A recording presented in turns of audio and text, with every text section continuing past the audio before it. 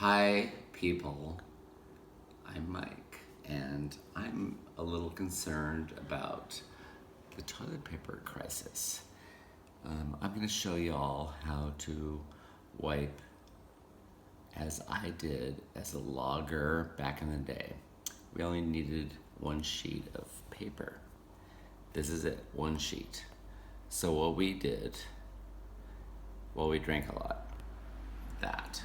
And we took a sheet of paper, we folded it once, we folded it twice, and then we took the corner out like that. This is key, you gotta save it. Save it. Key. Down. We'll get that later. And then look at that. So, one piece of paper, you stick your finger through, and you wipe, and there it is. I mean, it's not there because I didn't wipe, but you clean your finger off, and it's all there. And then the key, remember I said save? That.